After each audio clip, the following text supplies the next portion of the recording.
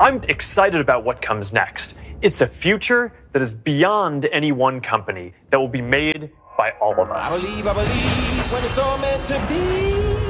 Lord knows we got some tricks up our sleeve. Magic, break me off. So come alive and step out. We got that magic, special. Are you ready? You got that magic. Oh yeah, you got it. You got that magic.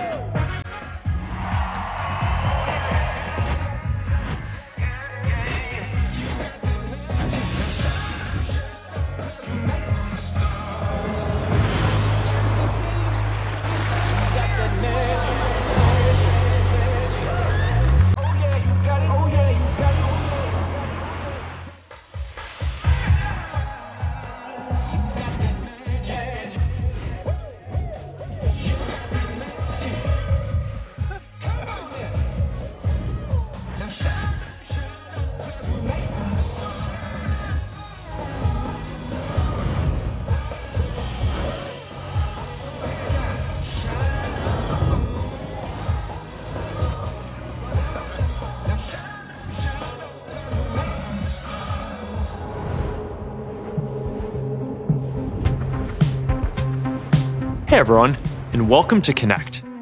Last year, we shared our vision for the Metaverse, a future where you can be present together with the people you care about, where you can teleport into any experience from anywhere, where your devices just get out of the way and you can focus on the people you're with and the experiences you're having.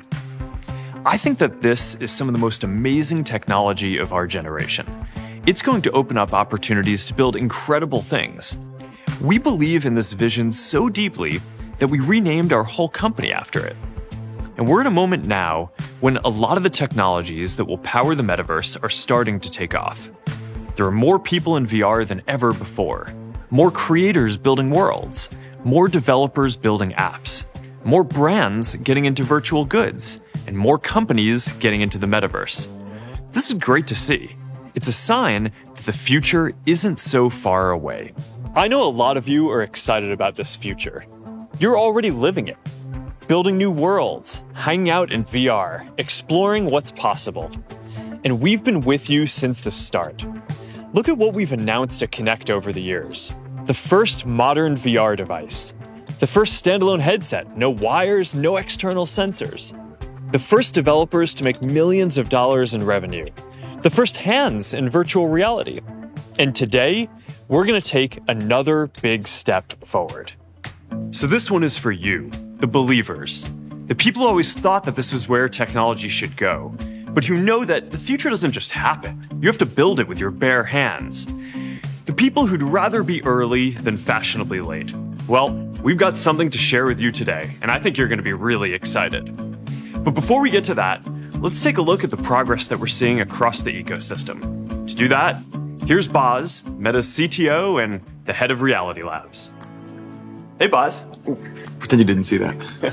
Yeah, we'll get to that a little later. But first, let's talk about some of the progress that we're seeing across the ecosystem. Now, Quest 2 is the first virtual reality device to go mainstream, and it's opened up a lot of opportunities for people to build. Yeah, the ecosystem is growing nicely. About 1 in 3 apps in the Quest store are making revenues in the millions. 33 titles have made more than 10 million in gross revenue, and that's up from 22 just this February. And the number of apps making over $5 million has doubled since last year. This is what it looks like when a whole new platform takes off. Yeah, and it shows that there's real demand for high-quality VR experiences. Yeah, those experiences are going to keep getting better with all the new things that we're announcing today. I mean, developers have been pushing the boundaries on Quest 2, using tools like hand tracking and presence platform. Yeah, and the creativity that you're all bringing to this is pretty awesome. You know, as the platform grows, we're focused on making it even easier to develop for. And philosophically, we're focused on making the ecosystem more open. Part of this means giving developers different options for reaching their audiences beyond the Quest store, so people can stream apps over link from PC or sideload them. Some of the best apps on Quest 2 today started in our App Lab, our open distribution channel. Great titles like Smash Drums, Ancient Dungeon, Puzzling Places, and more. Yeah, and we expect that the opportunities here are just going to keep growing as more devices come on the market and more people get into VR. And we're going to keep pushing to make the next computing platform more open. Now, in terms of what people are actually building, beyond games, a lot of the most interesting work that we're seeing is around social experiences. This has been a big change. I mean, at first glance, many people assume that virtual reality is a fundamentally single-player experience, something that you do on your own, kind of away from the rest of the world. But we've never looked at it that way. From the very beginning, a decade ago when we first started on this journey, we believed it would be a great social platform. That's why we got into it. Yeah, I mean, back when we started working on this, we believed that over time, social experiences would become the main way that people would use VR. And that's coming true. Today, the top apps in the Quest Store are social metaverse apps. And this is pretty much the same thing that we've seen with every other computing platform. A lot of the most compelling use cases for new technology come when you build things that help people connect. And that's the whole reason why we're in this space. Yeah, this has been the story of every computing platform we've seen so far. Whether that's email on desktop, instant messaging on laptops, or video calls on the phone. Every technology platform has brought great value to my life. But what I value most is the ways they keep me more connected with the people I care the most about. And I think this will be especially true for VR and eventually AR because they deliver a deep feeling of presence, right? It's that sensation that you're actually with another person or in another place. And that's what's so powerful about this platform compared to everything else that's come before. Every other computing platform is built around apps. And now we have the chance to change that. For the first time, we can build technology centered around people and how we actually experience the world. That's because the metaverse is first person, right? You feel like you're in it, right? You should be able to teleport anywhere with the people you want to engage with and bring all your stuff with you. It should be less siloed than a traditional app model and fundamentally more about feeling present with other people. We gotta have Vishal here to talk more about that. All right, hey Vishal, why don't you guys take it from here? All right, sounds good. Thanks. See you, Mark. See ya. Hey, Vishal. Hey, boss. Yeah, this social shift has been one of the biggest changes we've seen over the last couple of years. When Quest 2 first launched, the vast majority of time spent in VR was spent alone. Today, the majority of time spent is in multiplayer apps. And the most popular apps on Quest are social. And that's a huge deal. Apps like VR Chat have established these new places for people to spend time together in virtual reality, and they're thriving. That's right. And people are doing all sorts of things together. They're playing games, they're hanging out, they're learning new hobbies, they're showing up as avatars who represent who they are and maybe who they want to be. And there are so many new things you can do once you get beyond the limitations of the physical space that we live in. This social shift is happening everywhere. YouTube VR is a great example. It's one of the most popular apps on the Meta Quest 2, and the YouTube team is working to make the experience even more social. So in the future, when you're together with friends in Horizon Home, you'll be able to watch and share YouTube videos just like you might do together in the physical world. Watch videos together, share content from your favorite creators, or experience something completely new, like a underwater manta ray adventure off a private island in Southeast Asia. And when you look at where the internet is going, there's this big move towards creation and shared experiences. And we're seeing the same impulse to build and explore together in VR. Absolutely. Some of the best experiences in Horizon Worlds right now are hanging out with your friends in Nope's Haywood Ranch or recording a podcast on Rooftop 42. There are worlds to celebrate the Lunar New Year, to make music together, worlds to roast marshmallows in, or just to get a party started. We're seeing all sorts of people build worlds like these, from first-time creators to world-class entertainers. And today, we're announcing a multi-year collaboration to bring NBC Universal's iconic content to life through experiences in the metaverse. Starting next year, Meta and NBCU will co-create experiences around The Office, Universal Monsters, DreamWorks, Blumhouse, Halloween Horror Nights, and so much more. Fans will be able to engage in these experiences in Horizon Worlds, at Universal Studios theme parks, and customize their avatars. Last but not least, the Peacock app is coming to Quest. There are so many worlds out there to see, more than we could ever show at an event like this. But what's more important is what's in those worlds, and the feeling you get when you're with other people. That's why we're so excited about building out Horizon Worlds as a next-generation social platform where the connection happens in real time. It always comes back to wanting to feel connected. And if we really want the metaverse to feel social, we need to open these worlds and experiences to everyone. They can't be limited to VR. Yeah, the metaverse should be accessible across all kinds of screens and devices. And you should be able to jump in and join your friends from anywhere. That's why we're developing Horizon Worlds on the web so that you can access it from a computer or any mobile device. If you're watching a comedy show, for example, you can send the link to your friends and they can join without a headset, no matter where they are. It's just more fun when the gang's all together. Making these virtual worlds accessible through any device takes their ability to connect people to another level. This is going to be the first way a lot of people around the world experience a virtual world. For sure. And while the web doesn't give the full VR experience, it opens it to an entirely new population of developers, creators, and people. Absolutely. We want everyone to be able to have the most immersive experience. But it's going to be a while before there are enough headsets out there. So this will be a huge step for helping people experience it for themselves. Especially when we think about creators. For people and businesses building virtual worlds, this means your potential audience will become so much bigger. Right now, there's a growing metaverse economy that only VR users can access. That's about to change. And when you see something amazing in a virtual world, you'll also be able to capture and share it, just like you would if you were in the physical world. Yeah, this is actually a place where Meta's apps are going to play a huge role. We have these deep ecosystems for creators to connect with audiences and share their work. And virtual worlds will become just another place where great content can be made. We're now testing a way for you to take a video in Horizon Worlds and easily share it straight to Instagram as a reel. This will be one of the very early connections between Meta's apps and Horizon Worlds, and there'll be a lot more to come. We're also connecting some of the best creators on Instagram with some great builders in Horizon Worlds to see what kinds of things they can make together. So keep your eyes on the feed for that. So the ways people can experience these virtual spaces are evolving fast, but the tools you need to actually build them also matter. And so we've got some great news for creators here too. This is another big expansion in what's possible.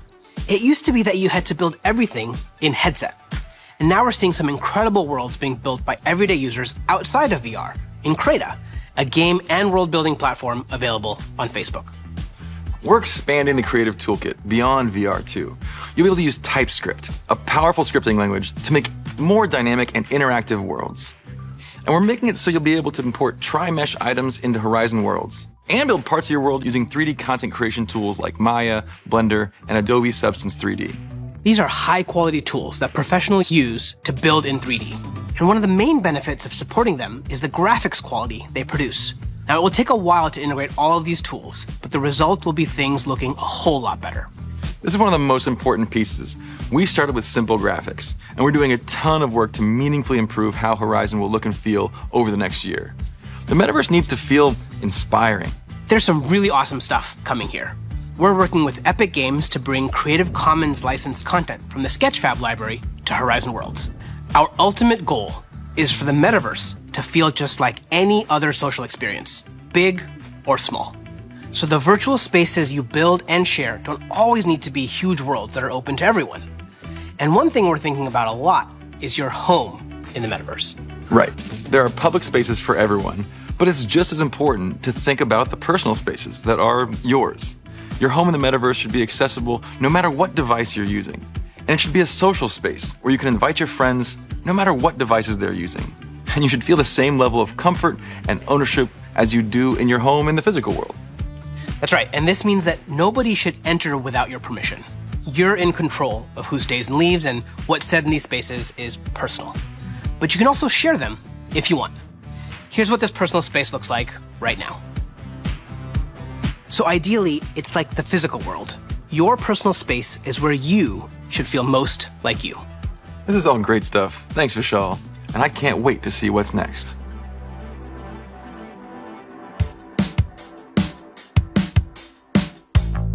The social platform of VR is still taking shape. At the other end of the spectrum, you have probably the most established part of the ecosystem, gaming. So let's talk more about all the incredible things happening in that space. Here's Melissa Brown, our head of developer relations. Hi, Melissa. Hi, Boz. And hi to everyone joining us for Connect. This part of the VR ecosystem is truly thriving.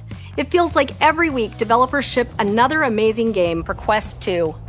Titles like Little Cities, Golf Plus, or Red Matter 2, which look beautiful and are so much fun to play. If you want an example of just how fast this platform is growing, take a look at The Walking Dead Saints and Sinners from Skydance Interactive. It's now surpassed $50 million in revenue on Quest alone, nearly double its revenue from all other platforms. Or look at Zenith the Last City from Ramen VR. It took only 24 hours for it to make its first million in revenue on the Quest store. And Resident Evil 4 from Capcom and Armature Studios made $2 million its first day. Blade and Sorcery Nomad from Warp Frog made its first million in just 2 days. A number of other devs have also done so in as little as 3 days. This kind of velocity is why I'm so optimistic about the future for VR developers. To date, $1.5 billion has been spent on games and apps in the Quest store. And it's hard to believe when you see what's already dropped this year, but there's so many more still to come. And today we're going to share a few of them with you. What are you most excited about, Melissa? How about we start with a trailer from the latest team to join Oculus Studios.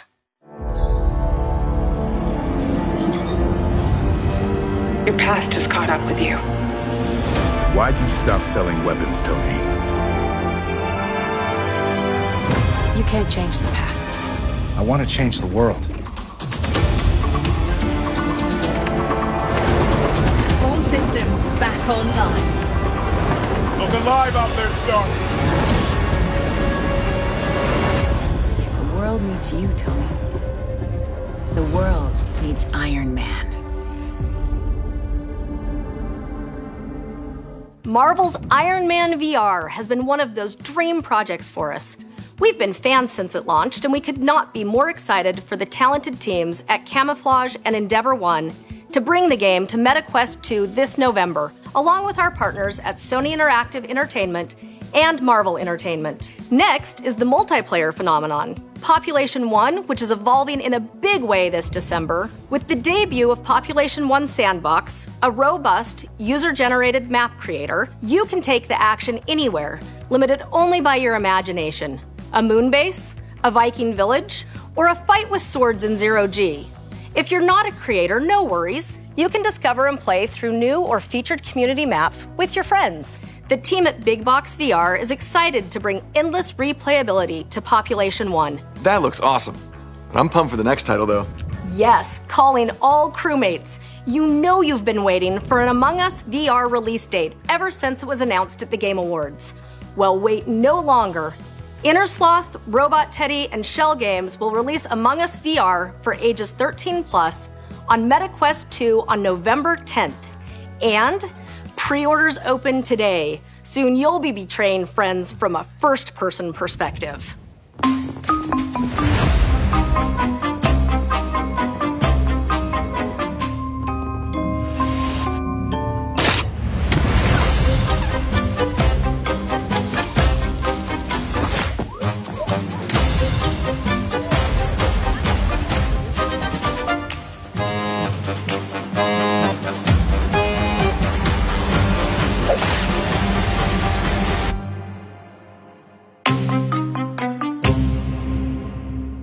This next title is also fun, but in a more terrifying way. It's time to check the itinerary for our upcoming trip to New Orleans. Now, we promised folks the next installment in the Walking Dead Saints and Sinners series would be out later this year.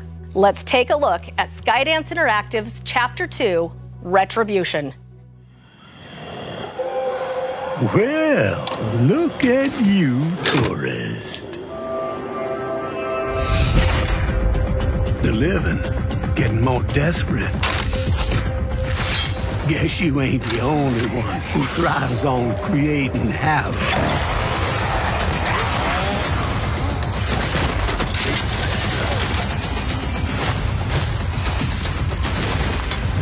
Gonna take nothing short of a miracle to survive what's coming.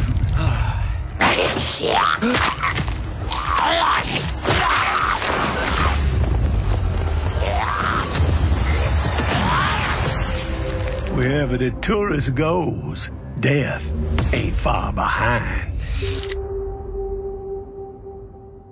It's 2 years in the making, and new faces, places, weapons, gear, and loot await you as you head towards a final showdown that will decide the fate of New Orleans. All right, and we have one more to show, right? Right. Our friends at Skydance have also been working on something new. Here is your first sneak peek.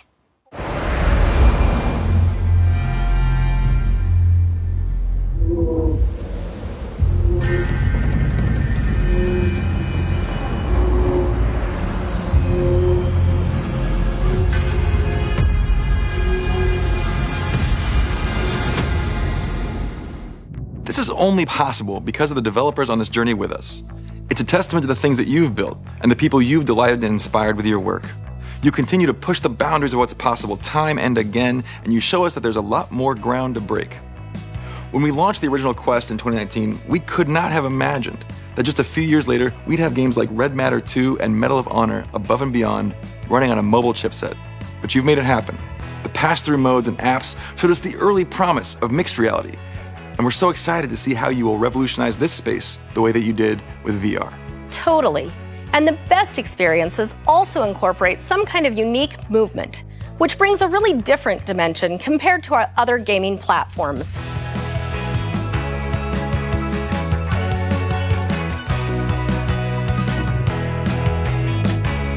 That's been the key to fitness apps, which have turned out to be some of the best experiences you can have in virtual reality.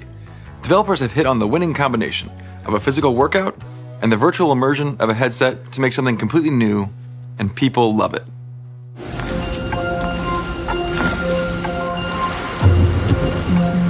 Come on, it's that leg.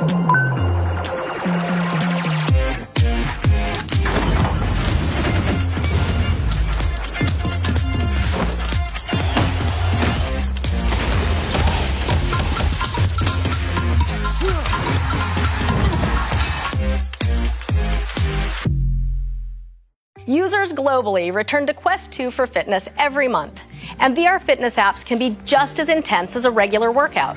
They're great for when you can't get outside or want to get in a quick session in between activities. Some of the stories coming out of the fitness community are just awesome. One of my favorites is Linda, a grandmother of 7.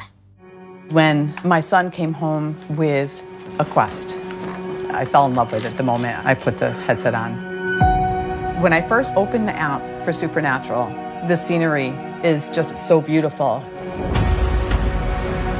You're just moving to the music. I was having fun. I was hooked. Woo! Dodging those lasers and feeling good. Moving with a purpose gave me purpose to move.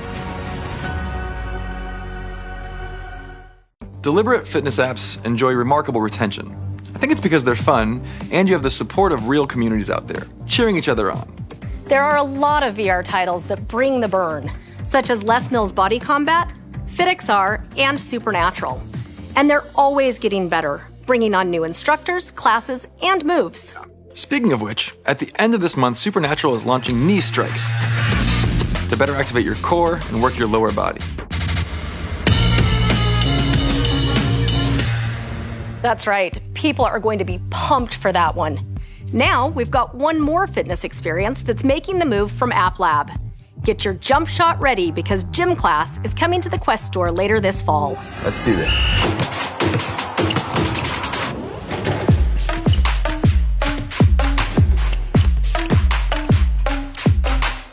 Let's go! I'm open! Shoot! Let's go! Let's run it back.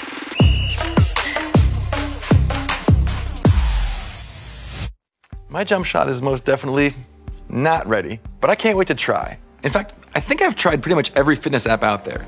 And one thing you learn is that when you work out in VR, you're gonna work up a sweat. So to help people stay active with confidence while keeping their headsets clean, later this month, we're releasing the Meta Quest 2 Active Pack, available online in the Meta store on October 25th. This is our fitness accessory bundle with a wipeable facial interface, wrist straps, and adjustable knuckle straps to provide the perfect combination of comfort and control. People have also been building some really neat fitness accessories for Quest, like extension grips and custom handles. It's great to see this secondary market emerging. And this is just the beginning. As part of the Made for Meta program, formerly Oculus Ready, we're working with leading hardware makers to bring more accessories to Quest starting next year. Yes, there's more we can do to unlock the power of the platform for fitness overall.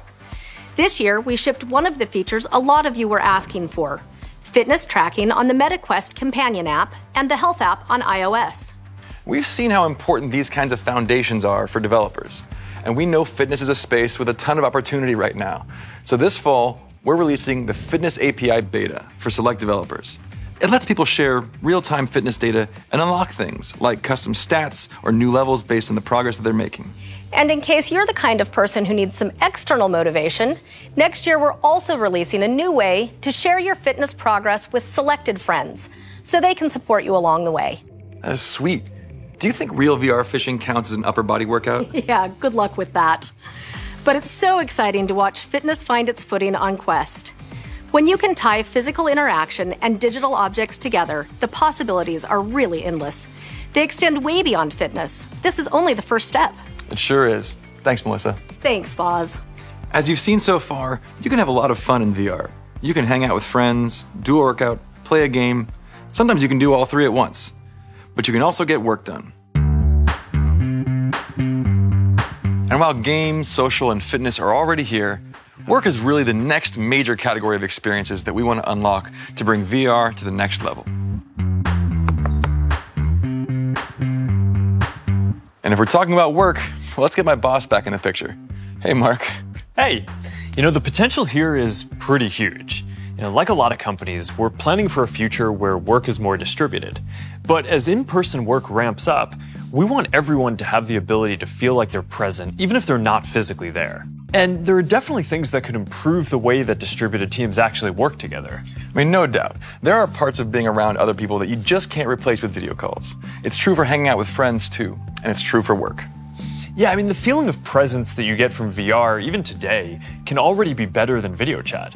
The clearest benefit is for communication itself, but it's also great for creative work that's best done in a shared space. Companies are already discovering that VR is uniquely good for this type of stuff. It's amazing what's already being done. For example, companies are using VR to plan large-scale in-person events. At Logitech, they used ShapesXR, a collaborative creation app on Quest, to quickly explore different kinds of layouts and different designs together in real time. Yeah, this is where VR just lets you do things that aren't even possible on a 2D screen. It's a whole new kind of creative tool.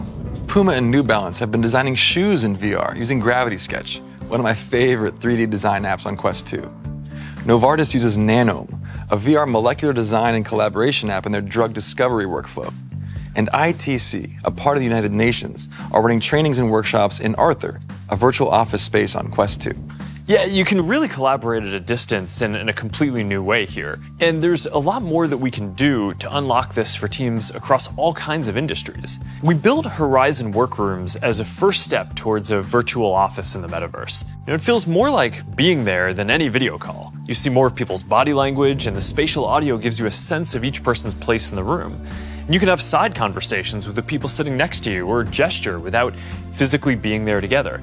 It's hard to fully wrap your head around this until you get to experience it. We've been holding a bunch of our team meetings and workrooms over the last year, and it's amazing how much better it can be. There's just something magical about creating that feeling of being around people. Once you've experienced it, you know it's the future. So we're continuing to improve the Workrooms experience, and starting early next year, you're going to be able to join Workrooms through Zoom too. We're also introducing breakout groups, so your team can shift from a big group presentation into smaller discussions in the same room. And with sticky notes for whiteboarding, you're going to be able to have group discussions and brainstorm in ways that you just can't do on video alone.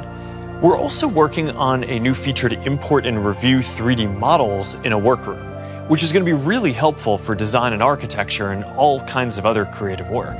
We want this to be more than virtual meeting rooms. It's about the beginning of a virtual office in the metaverse. And that's why we're launching your personal office and workrooms today. So this is where you can focus and get things done. One of the best things about VR is that you can create environments that go beyond what's possible in the physical world. And of course, that goes for productivity setups too. So you have instant access to your perfect workspace that's set up just how you want, no matter where you are. So you might only have a 13-inch laptop in your physical space, but in your virtual office, you can line up 3 huge monitors. This is great at home or at work, and even better when you're traveling. Eventually, we think your Quest could be the only monitor that you'll actually need. That'll be awesome. We're still early in the shift to working in the metaverse, but the way people can collaborate in workrooms shows that there's an opportunity for a VR headset designed from the ground up to be great for work, as well as playing games and hanging out. All right, Boz, I think it's time. What do you think? Oh, it's definitely time. Take it from here, Mark. All right. All right. So this is an important moment. Virtual reality isn't some obscure hobby anymore. Millions of people use it to play games, work out, collaborate, or just have fun. Everyone from the newest indie developers to the most established tech companies are getting into this space. But for virtual reality to really reach its full potential, we need to get to the point where the 200 million people who buy new PCs each year for work can do some or all of their work even better in the metaverse. At Meta, we're focused on building the fundamental technology that will help bring the metaverse to life, whether that's in virtual reality, augmented reality, or the social presence layer across both. What if you could collaborate with colleagues as if you were right there together, even if you were far apart? What if you had that perfect work setup and tools to design new things integrated right into the world around you? What if you could overlay your work and the people you're interacting with right on top of the physical world? This device would help you be more present, more productive, more you. So to deliver this, you'd need better quality graphics and tech that seamlessly works in both virtual and physical worlds, so you can interact with people around you, be fully immersed when you want, and flow between states effortlessly. You'd need something comfortable with much richer ways to communicate. Technology that lets you do things that aren't possible with a laptop and go far beyond what you can do on a phone. And you'd need to be able to really express yourself, react to things naturally, show up in a way that feels authentic to you. I think that this is one of the most exciting technical challenges of our generation. Building technology to deliver that feeling of really being present with people, really being in another place. So we've taken everything we've learned from Quest 2 and designed an all-new headset to do just that. This is Meta Quest Pro.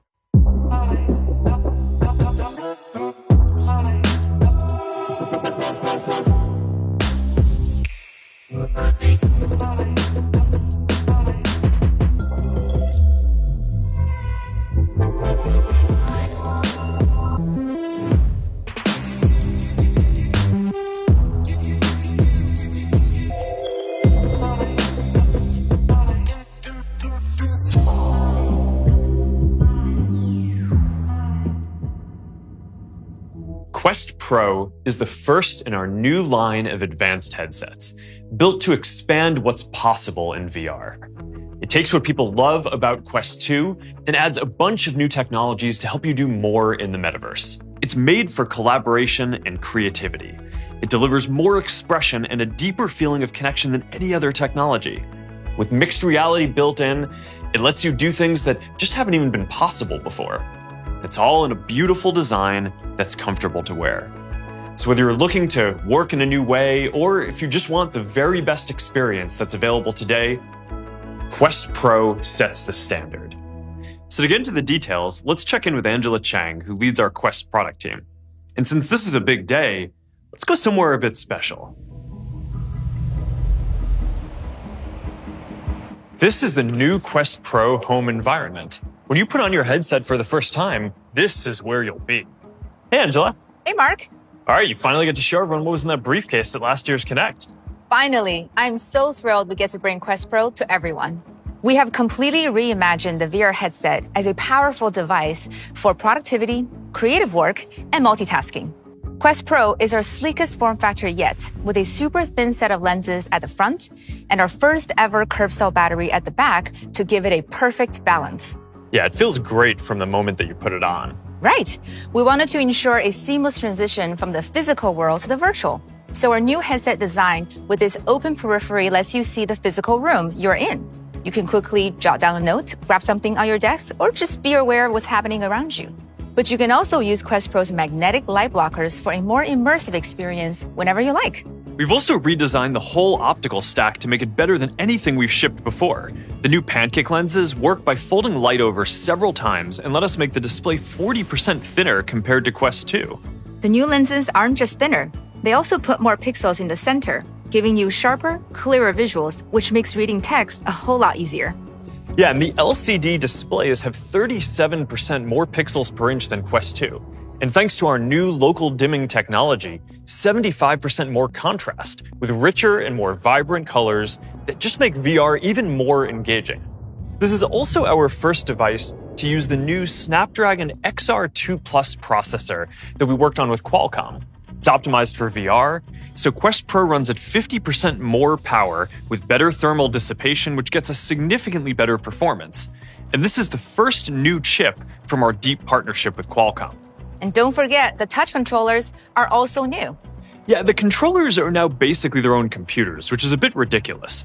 We've re-engineered them to track themselves and also work a bit more like extensions of your hands. Yeah, the new sensors track their position in 3D space all on their own without using the headset, so you can get a full 360-degree range of motion. And they include our new True Touch haptics, which give a wider and more precise range of feedback effects. So when you pick them up, they also feel a lot more balanced and natural in your hands without that LED ring. You can even add a stylus tip on the controllers, turning them into tools for writing or sketching. You can try this on the whiteboard in workrooms, or you just flip them around and write directly against your own physical desk. Yeah, it's a good example of how this device unlocks entirely new things, like much better collaborative and creative virtual meetings. Speaking of meetings, we also thought a lot about how to help you keep the headset charged and ready to go the moment you get an incoming call or just want to get something done.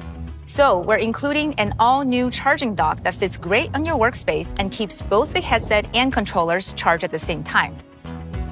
Another key technology for enabling collaborative meetings virtually is mixed reality, where we have to account for both the physical and digital elements in the environment. Yeah, being able to blend the world around you with the virtual world and bring all the creative and expressive power of digital to your physical surroundings, this is a big step forward. Mixed reality is going to power some of the most interesting experiences you can have with Quest Pro. It's the next major step for VR and an important milestone on the path to building the metaverse. We began the journey to mixed reality when we released Presence Platform, our family of AI-powered tools that help developers build VR experiences that incorporate the physical world. We built mixed reality into our SDKs for Quest 2 to make it easy for developers to start experimenting. But these experiences are so compelling that you really want a device that's designed from the ground up with them in mind.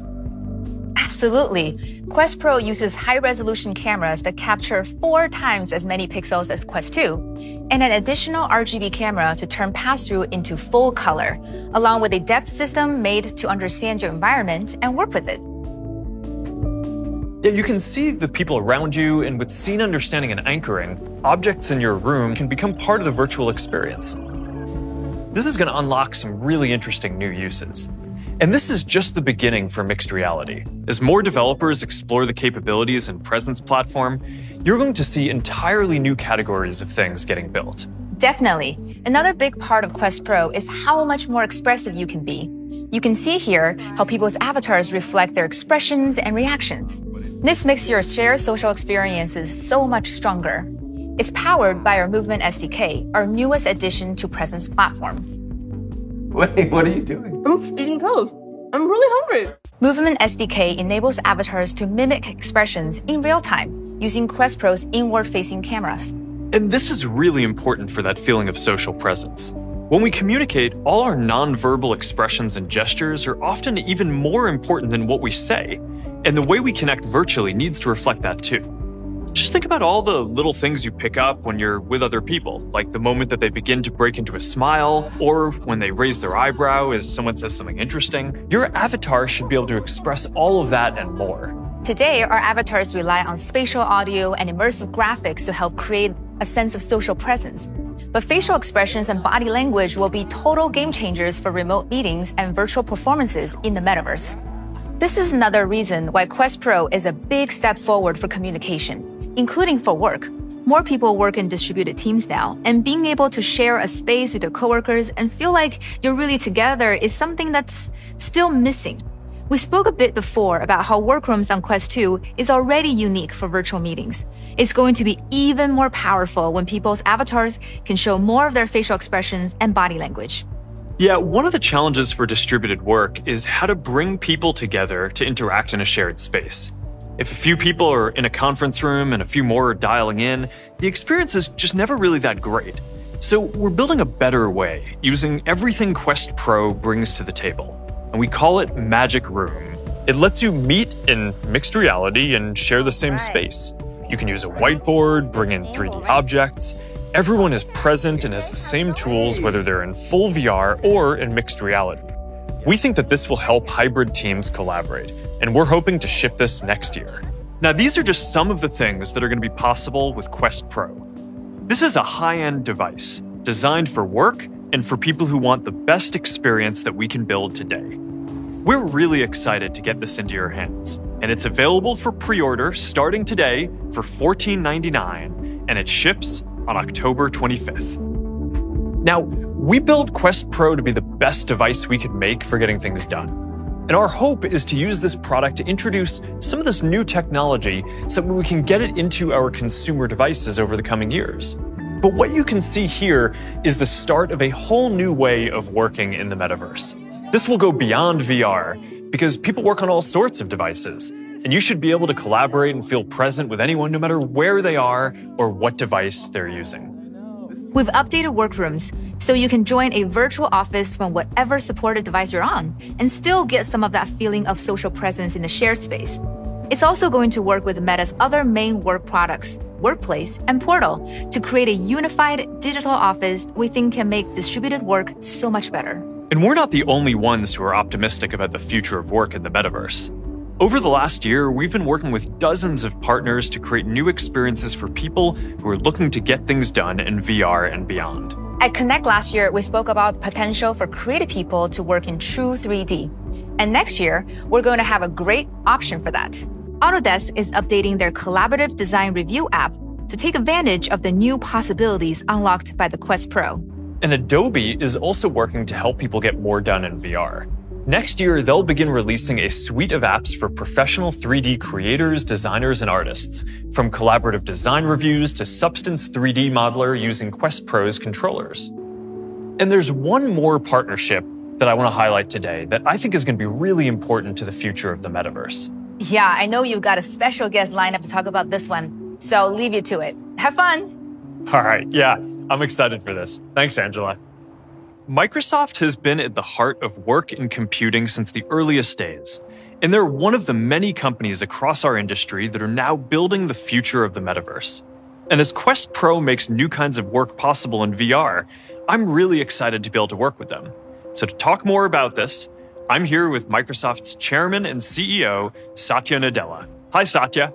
Hi, Mark. It's great to be here with you, and congrats on the Meta Quest Pro. Thanks. I'm glad we can finally share this with the world. Now, we knew early on that we wanted this to be a great device for getting work done. And working with Microsoft is a big part of making that happen.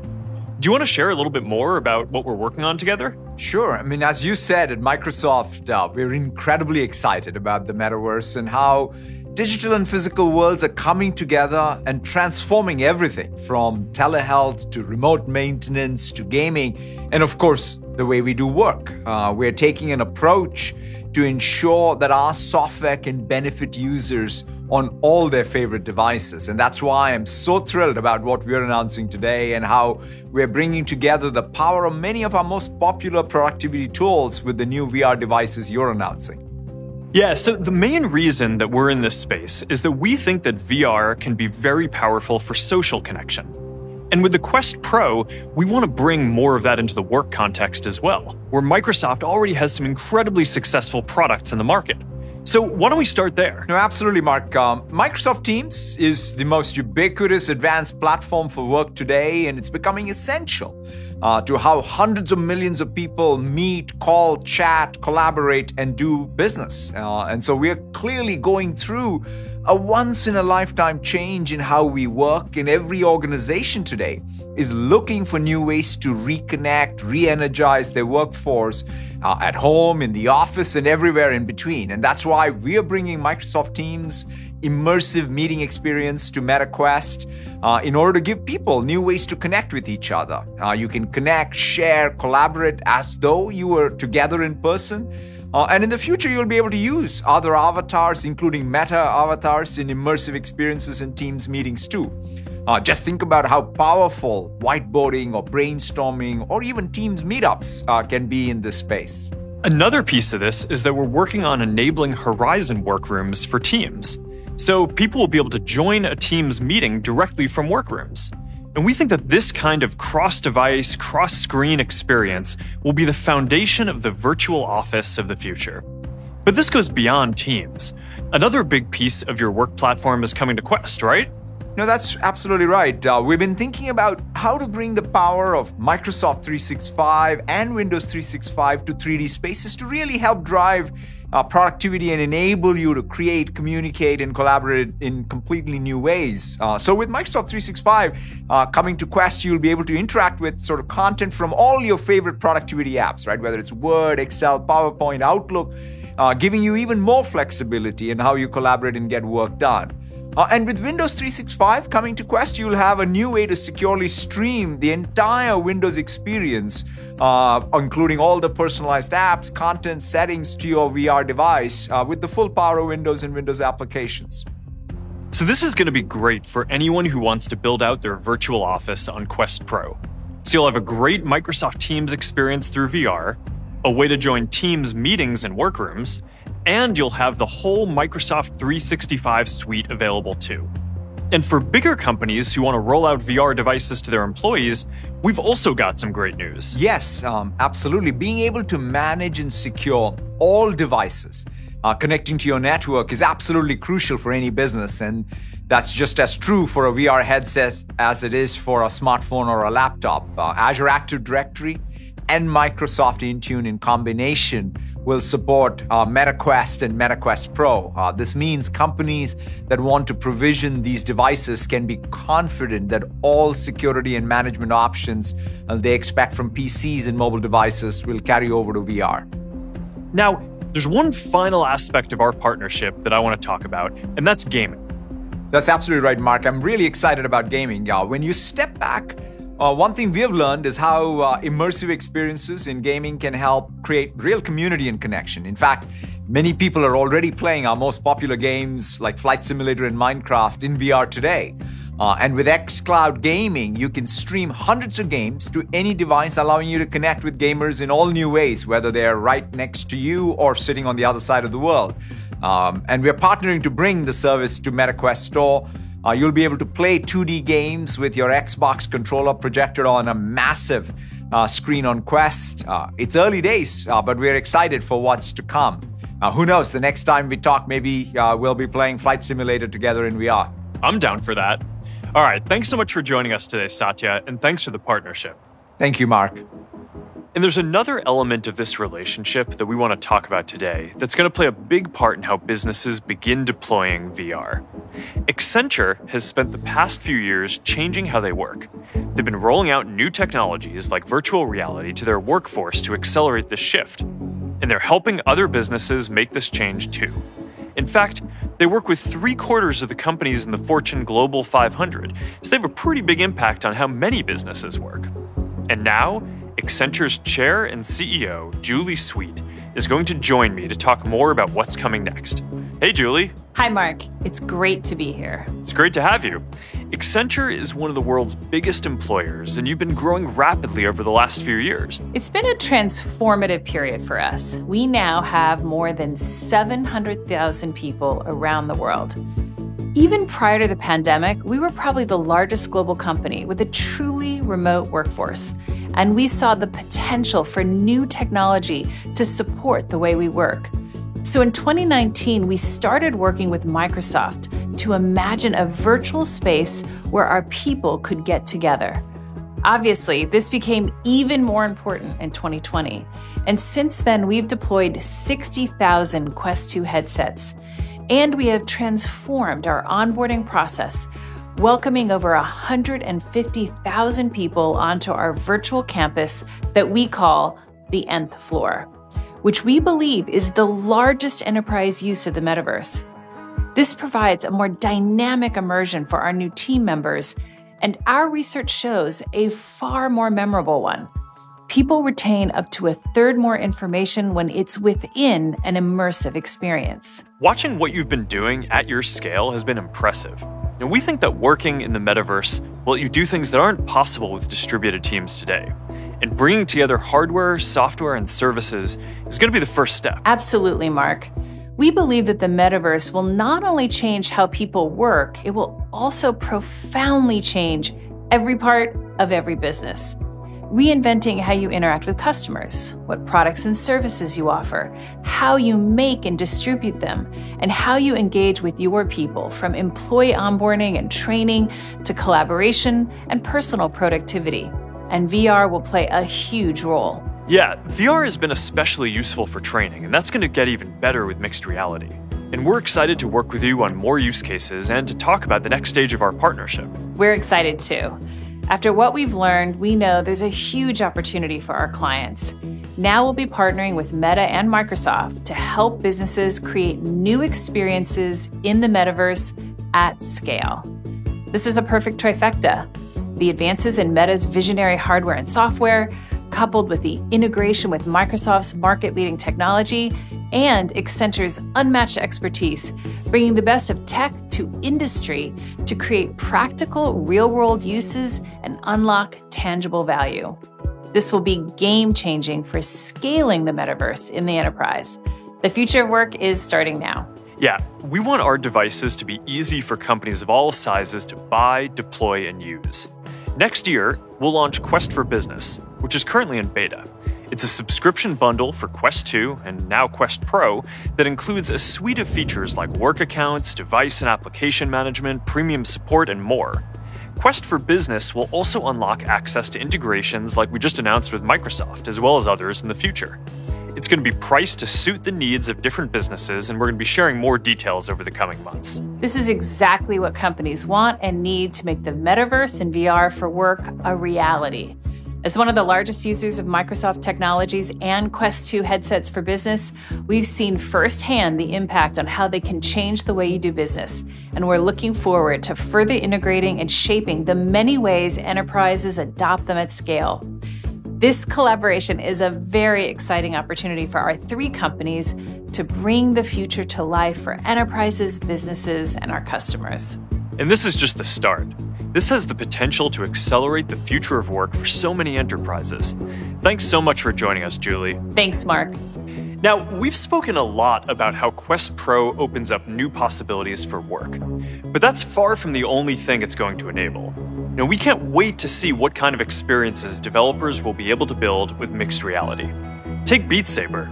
It's already one of the most popular VR games of all time. And now imagine what it'll be like when you can turn wherever you are into a Beat Saber arena. So the Beat Games team put together a little demo.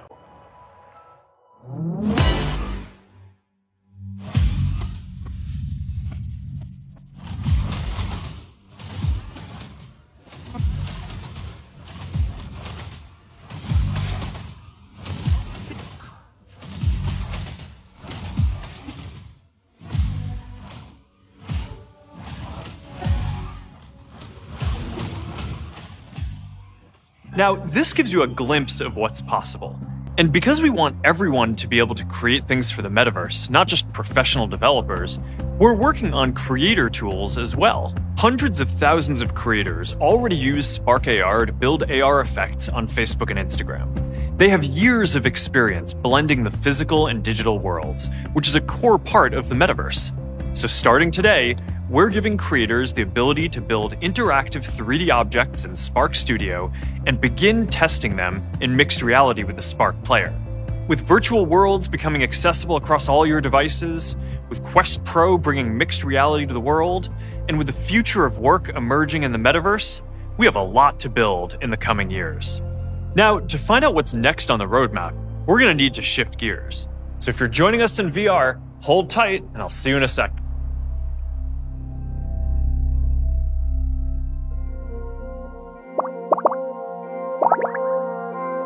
Hey, we're here together in Horizon, and this is the first time that we've done this at Connect. And this is a preview of our next generation of avatars. They're so much more expressive and detailed than anything else today, and they have this unique meta style to them. Now, it's a lot of work to build AI to auto-generate these for billions of people, and then give everyone the tools to make sure that your avatar feels like your own. But I'm excited to start rolling these out later next year on phones, VR headsets, and more. So, while I'm excited for this next generation of avatars, we are also seeing a lot of developers and partners building great experiences with our current generation of avatars as well. So now, let's meet up with Igrim, who leads our avatars work, to discuss the latest on our avatars and what you can do with them. Hey, Igrim. Hey, Mark. Hey, want to update everyone on the latest with the avatars ecosystem? Yes, we have so many exciting things going on. Our first milestone is making it so you could use your avatar across all of our apps and in VR. The new Meta Account Center, it already allows you to have one or multiple avatars, so you could show up however you want. And if you have one avatar you really like, you can now easily sync it across all the apps and in Horizon. Nice. All right, let's talk a bit more about the integrations that we're building for the apps. Already see avatars showing up in stickers, stories, comments, and more across Instagram, Facebook, Messenger, and in the future, WhatsApp. And we're working on bringing them more to life through animation and to more places like, for example, Reels. We want you to be able to use avatars anywhere you want to express yourself. And we're also bringing avatars to video chat. That's right. Starting with Messenger and WhatsApp, if you want, you'll be able to show up as an avatar. It's going to add a whole new dimension to video chat. Yeah, I think avatars in video chat are going to be like this third mode between video on and video off. You can still express yourself and react, but you're not on camera, so it's kind of like a better camera off mode. Yeah, we're working on this now and expect to launch it next year. And in virtual reality, there's already head and hand positions, so your avatar moves and sounds like you. And now we want to bring that to phones and computers too, using cameras and microphones. So if you wink at your phone, your avatar on your phone should wink too. Making your avatar work across all kinds of devices and apps truly creates continuity across experiences. Yeah, you should be able to take your avatar and virtual goods everywhere that you go. Absolutely. There are already dozens of apps on Quest that support Meta avatars, and we're building partnerships so you can use your avatar across lots of different experiences. And in fact, today we're announcing partnership with Zoom that will let you show up as your avatar on Zoom calls. So to make this easier, we're extending the Meta Avatars SDK to iOS and Android on Unity. And I'm also excited to share that the Meta Avatar SDK will soon support Unreal Engine and virtual reality too. These expansions will make it a lot easier for more developers to start building meta avatars into your apps. Yes, we're testing this with a small group of partners now and plan to release this more broadly next year. Yeah, so right now, a lot of developers are building their own avatar systems since the tools that you can import are pretty basic. But over the next year or two, as all these new tools and styles become available, and as the hundreds of people that we have working on avatars keep improving the system, I just think that more and more developers are going to find building with our interoperable avatar stack will offer a much simpler and better experience. And speaking of making it easy to add new styles, we have some news about the Avatar Store too. The Avatar Store is launching in VR later this year, so you'll be able to shop for virtual clothing in VR. We're joining with a bunch of partners across sports, entertainment, and more. You're going to start seeing a lot more of your favorite familiar brands. These integrations, they're going to be pretty awesome. And later this year, keep a lookout in the Avatar Store for new outfit releases from Netflix. Giving people more ways to express themselves through digital clothing will help kickstart the marketplace for interoperable digital goods. So if you buy a sweater, you're going to want to be able to wear that on your avatar no matter what app you're using. So we're going to see more creators, developers, and brands experimenting with this. And beyond clothes, we're also improving the core avatars themselves across the whole family of apps. Mark, I'm sure you've seen the new face shapes we introduced earlier this year, as well as cochlear implants, over-the-ear hearing aids, and wheelchairs. Yeah, and we have some big improvements to representation coming too, with more options for body types, as well as shaders for more realistic skin. There's one more feature coming soon that's probably the most requested feature on our roadmap. Legs. Legs! I know you've been waiting for this. I think everyone has been waiting for this. But seriously, the legs are hard, which is why other virtual reality systems don't have them either. And the perceptual science behind this is actually quite interesting. And we discovered early on that your brain is a lot more willing to accept a rendering of a part of you as long as it's accurately positioned. But if it's rendered in the wrong place, then it just feels terrible and it breaks the whole feeling of presence and immersion. So that's why we started off showing just controllers, but not your whole arms. Yeah, if the system showed my elbow in the wrong place, it would feel like my arm was broken. Yeah, but as we got better at tracking and predicting your arm position, then we can add your whole arms to the avatar stack in addition to your hands. And now we're doing the same with legs. And now we're getting ready to launch the first full-body avatars. Yeah, so with standalone virtual reality headsets, understanding your leg position is surprisingly difficult because of occlusion. So if your legs are under a desk or if your arms block your view of them, then your headset can't see them directly and you need to build an AI model to predict your whole body position. And this really needs to work reliably, so it just feels natural. Yeah, so that's why we're going to bring legs to Horizon first. And we're going to keep bringing them to more and more experiences over time as we improve our technology stack. And we will bring new tech that lets developers implement custom avatar actions and behaviors for the experiences they want to create. That's coming next year, too. And I'm looking forward to seeing what all of you will build. All right. Thanks for stopping by, Igaram. We have a lot to do, so I'll see you in the next review. Great. See ya. Avatars are going to be central to how we express ourselves in the future. And this is a unique opportunity to build some really interesting things at the intersection of expression, social interaction, creation, and commerce. With Horizon Worlds and Workrooms, we're already starting to see early glimpses of what this social metaverse could look like. Just check out some of the things that are happening already. Creators are building social spaces like the Soapstone Comedy Club, The Stew, a hip-hop recording studio, Nope World, and a whole lot more. And as this social-first platform takes shape, we're thinking about the virtual space that you'll call home. When you first put on your VR headset or open Horizon, you're going to land in your own personal space, somewhere that you can design and decorate and make your own, invite your friends to hang out, get work done, or just relax and use it to jump into any experience. All right, now let's take a look at what's next.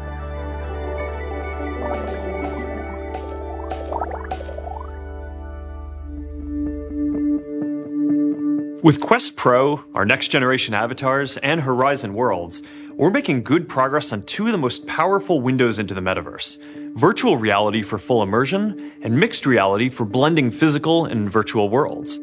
Looking towards the future, the last set of experiences that need to get built is augmented reality, where you see digital objects overlaid perfectly on the world around you. Now, the fundamental technologies across the stack to build full augmented reality glasses are coming together. The waveguide displays, sensors, silicon, AI, and more. I've seen a lot of these pieces working in the lab, and it's awesome. Now, I think that this is some of the most amazing technology in existence right now, and it's going to be really neat to see it come together into products over the next few years. Other pieces are coming along nicely too, like our Spark software that's already being used by creators to build AR experiences that more than 750 million people engage with monthly in our mobile apps. And developers are going to be able to start building a lot more mixed reality experiences on the path to full AR using Quest Pro. Now, one thing that makes AR so hard is that the form factor needs to be something that you wear outside, around other people, and potentially all day long. And that's different from where VR is today. Glasses need to be relatively small to look and feel good. So we're approaching building augmented reality glasses from two different angles. The first is building out all the technology we need for full AR glasses and then working to fit it into the best glasses form factor we can. The second approach is starting with the ideal form factor and working to fit more and more technology into it over time. And we took our first step forward on this last year when we partnered with EssilorLuxottica to introduce Ray-Ban Stories. Ray-Ban Stories are our first ever smart glasses. You can take photos and videos, share them to Instagram, listen to music, or even take phone calls. But what sets them apart is the design of these glasses that people already know and love. Now, this is just the first product to come from our partnership. And to talk more about what's coming, let's catch up with Rocco Basilico, the Chief Wearables Officer at EssilorLuxottica. Hey Rocco, great to see you again. Great to be back, Mark. Ray-Ban Stories had a fantastic first year. With Meta, we introduced a beautiful pair of glasses with superpowers. And we keep launching new software updates to make the product even better. Soon we are launching the ability to call or text on Ribbon Story with your existing phone number, so you can stay connected and stay in the moment hands-free. We are also rolling out Spotify Tap Playback, so you can listen to music on your glasses more easily. You can tap and hold on the side of your glasses to play Spotify. And if you want to hear something else, tap and hold again and Spotify will recommend something new.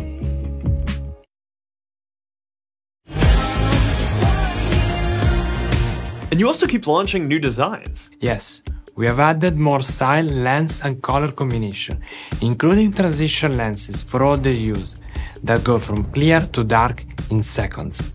So this is the first product that we built together, but we've got bigger plans. So do you want to give a hint of where we're going? Well, we are working together on a new set of glasses to build a portal to the Metaverse. It's an exciting multi-year project. And this is different from what we're already doing with Project Nazare. We view our partnership with Meta as a deep long-term partnership. Together, we will help bring augmented reality to life with beautiful design. All right, thanks, Rocco. I'm really grateful for our partnership. A lot of the underlying technology for the future of computing is still in the research phase, but we have working demos of this stuff and it's pretty mind-blowing. And it wouldn't be Connect if we didn't share some of that with you. So let's start with one of the technologies that we think is going to be really important for the future. I've talked a lot about neural interfaces in our research on EMG before, and we now have a working demo that lets you control an AR or VR device with motor neuron signals. Now, I'm not going to show you the headset this year, but here's what I'm seeing while I'm using this. Just the gentlest flick of my thumb to check my messages, and with another quick movement, I can answer while I'm on the move, or I can even take a photo. Now, the goal here is to make these interfaces faster, higher bandwidth, and a lot more natural. All right, so to close us out today, let's check in with Michael to talk about our progress here and what still needs to get solved. Hey! Hi, Mark. The future that all that new technology is creating is one that will change the world every bit as much as personal computing and mobile did.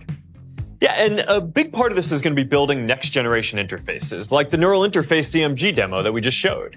That's right. And there's an important lesson to be learned from personal computing.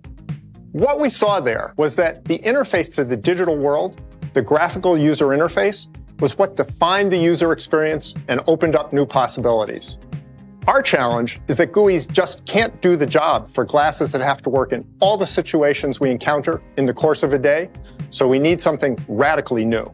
In addition to new interfaces, we're also going to need a whole layer that can sense and reconstruct the world around you, understand the context in which you're using these devices, and also just help you get things done when you have these digital capabilities mixed with the physical world. And this is really the job for AI. Yes. In the long run, I'm confident that the most powerful way to interact with the metaverse will be through personalized AI. Thanks to the glasses, AI will be able to understand your context and will use that to help you proactively. Ideally, so seamlessly that you won't even notice. Now, combine that with electromyography technology, EMG, which uses the neuromuscular signals through your wrist directly as inputs, and you have an intuitive, almost frictionless interface. This will be the first truly human-centered interface. And a big part of that is that you won't have to learn how to use a rigid control scheme. Instead, the machine will learn and adapt to you as you use it. In neuroscience, this concept is known as co-adaptation. And what that means to all of us is that by combining machine learning with neuroscience, this future interface will work with each user to adapt to their unique differences in physiology, sizes, preferences, and expectations. Here, you can see two people playing an arcade game with EMG. They're both using the same gesture, but because no two people are exactly alike, they do it in slightly different ways. The neural interface continuously gets better over time at understanding each person. The potential for co-adaptation extends beyond normal gestures into some truly novel territory. Here, the algorithm is learning in real time how to respond to the EMG signals the person is sending with only the slightest of hand movements. The system is recognizing the actions the person has decided to perform by decoding those signals at their wrist and translating them into digital commands. And now, the person is able to communicate their intended actions to the computer with almost no hand movement. This is a genuine transformation in the way we interact with the digital world. Yeah, this has the potential to redefine a lot of how we interact with computers. If you think about the step change in capability that came with the mouse and graphical user interface, this should be another big step beyond that in speed and the bandwidth of our interfaces. And this is one of the wildest projects I think that we're working on. These future interfaces will be truly life-changing. An example that I love is Carnegie Mellon University's NavCog project to help the visually impaired. Our Project Aria research classes can 3D map their surroundings, so CMU used them to build phone maps that enable the visually impaired to navigate more confidently indoors, where GPS signals often don't reach. Here's a look at how this works. For years, I've gotten around with the assistance of my guide dog, Flirt. I love and depend on her dearly, but a guide dog is not a navigation system. Juice bar is on your right. NavCog can change that. There is a ramp, 140 feet. What we're working on is a turn-by-turn assistive technology that we've developed at Carnegie Mellon University. We teamed up with Reality Labs and Meta and started using their Project Aria research classes to build a 3D map of the Pittsburgh International Airport. The maps help the user figure out where they are without having to rely so heavily on external beacons. This is huge because it makes NavCog scalable. NavCog gives me the freedom to go where I need to go. You have arrived. It really helps me regain my independence. All right, so this is a great example of how, when you're building these systems that are oriented around people and how we experience the world, it opens up all of these new avenues to help us do more. Because it turns out that the things that you need to do to model reality, like being able to sense the world around you and understand the context for how it all fits together, that's the same thing that you need to augment human capabilities too. Macular degeneration runs in my family, so I may actually be using the fruits of this research myself one day. Helping the hearing impaired is also on the horizon, and that's another thing that runs in my family. I didn't set out to build glasses for my future self, but it does seem to be working out that way. There's so much more that the interface of the future will bring us, like the ability to right-click on a real object to find out information about it, control our devices without looking down, and get proactive assistance from a personalized digital assistant. We will one day be using this interface to do everything we do now, but more easily, plus a ton of things we haven't even thought of that we'll consider indispensable. Yeah, so one example is being able to build and manipulate complex 3D objects. And this is central to the metaverse, but it's hard to build 3D objects from scratch.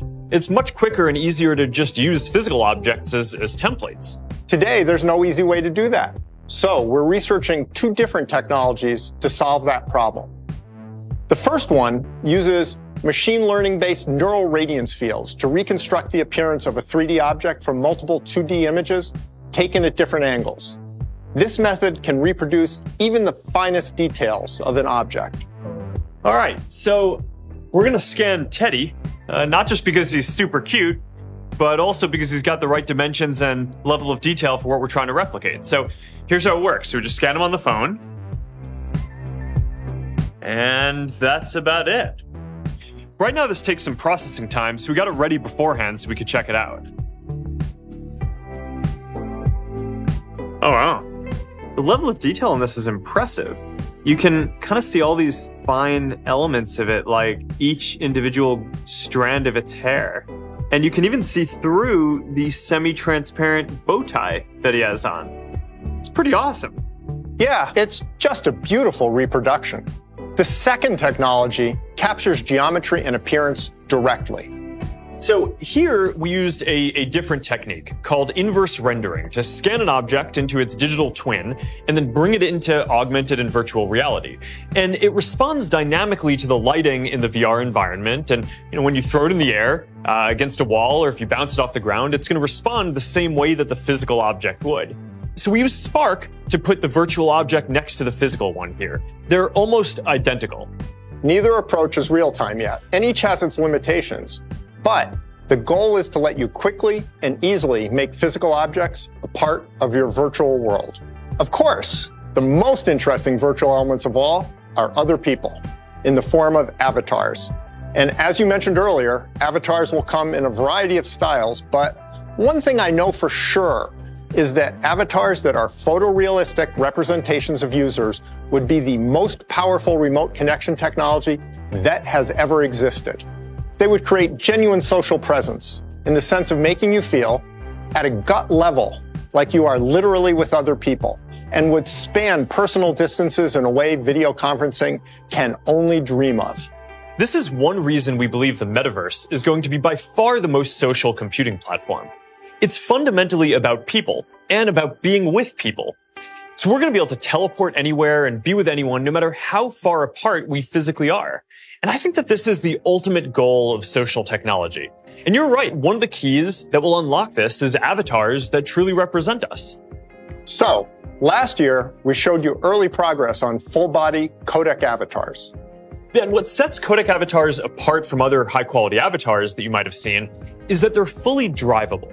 So that means that they're not limited to preset movements or expressions. This is an avatar that you can control live in real time with no need to render or export video. So it can photorealistically reproduce individual people rather than just generic characters that artists designed. Of course, securing your avatar will be critical. We're already thinking about things like encryption and tying your avatar to an authenticated account. But beyond privacy, we've continued to develop this technology. For example, it's now possible to change your virtual outfit whenever you want. Cool as that is, it's the face, expressions, eye contact, slight motions that is most quintessentially human. We're putting a lot of research into making the faces of our codec avatars truer to our physical forms. Mark, do you want to show us the latest in codec faces? Yeah, definitely. Last year during our visit to the lab in Redmond, I saw the second generation of our codec avatars. So these second generation avatars are pretty amazing, right? They're much closer to how you might want to show up in a setting like a work meeting. So I made one of myself. Now we've made them a lot more expressive. And not just simple things like looking left, right, up, down, but also the nonverbal cues that we rely on to communicate with each other and understand tone. Things like raising an eyebrow, squinting, widening my eyes, or scrunching my nose. These avatars are way better at capturing those subtleties that define physical interactions. They're just much more natural. And being able to control the lighting on the avatars adds another dimension of life to them. When we move the light around, you can see how it interacts with my hair, or reflects on my skin, and you can even see it in my eyes. Now, these are awesome, but they also take a really long time to generate. So we're working on something that's a lot quicker for people to use. And we've made a lot of progress with what we call instant avatars. So here's Autumn from our RL Labs team doing a demo of the process to show exactly what goes into this. These are much quicker and easier to make.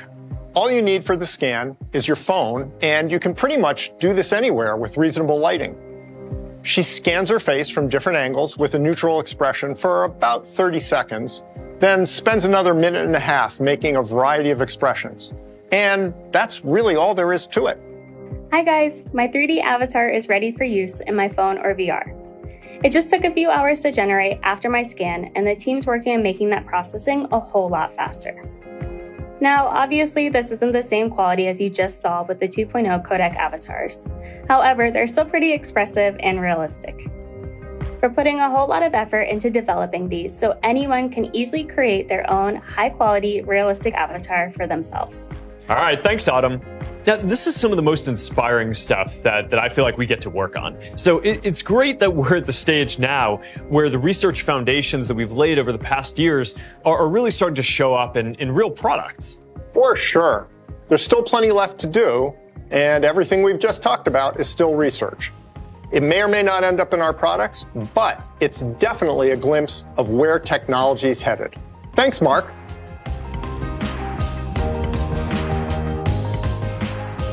All right, so that just about wraps Connect 2022.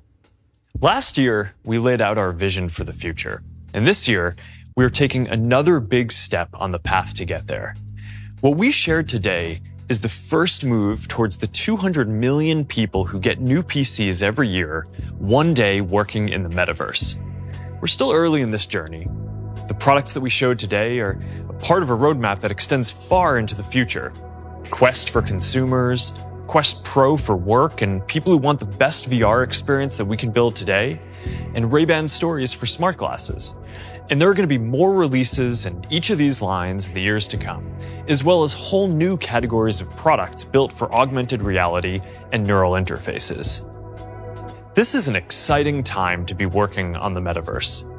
We're investing in this because we believe that there's massive potential here, and we want to bring the best engineers, developers, artists, and like-minded partners together to help build this future.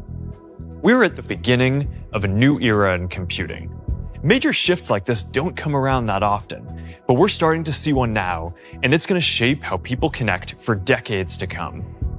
I want to discuss two values that we believe in deeply that you can expect us to bring to this work.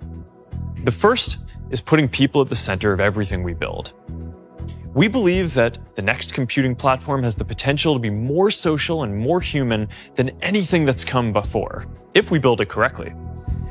That's why so much of what we've shown today is about improving how we connect and interact, building out Horizon as social infrastructure for the metaverse, prioritizing hardware that supports facial expressions and eye contact, creating new ways for people to meet and collaborate at work, designing new avatars and photorealistic avatars. These are things that you prioritize if you're focused on helping people connect.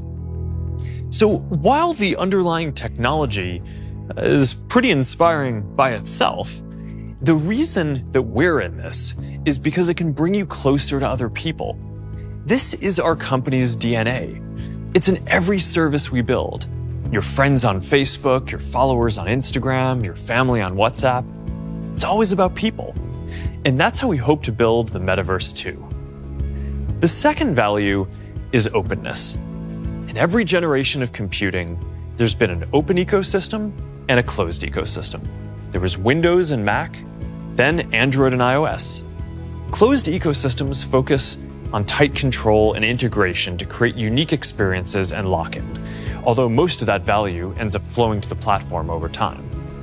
Open ecosystems create value and grow through many companies working together, developers having lots of choices, and ultimately more people sharing in the upside of what is created. An interesting thing about the history of computing is that different models have won out in different periods. It's not predetermined which will be the primary one this time around. But as someone who has experience building under both models, I strongly believe that an open, interoperable metaverse built by many different developers and companies is going to be better for everyone. As you can see today from all of the different partners that we're working with, I see our role as not just helping to build this open ecosystem, but making sure that the open ecosystem wins out in this next generation of the internet. Philosophically, we've always been about building in the open. We'd rather show the progress we're making and talk about the challenges we're still working through. We don't have all the answers, because some of them just don't exist yet. We're all on this journey together. So if you care about technology and how it can help us connect, if you want to help build a world where we can all experience things that haven't been possible before, if you believe in a future where we can all do more and be more present, then I hope that you're just as excited as I am. So thank you for being a part of this journey, and we'll see you again soon.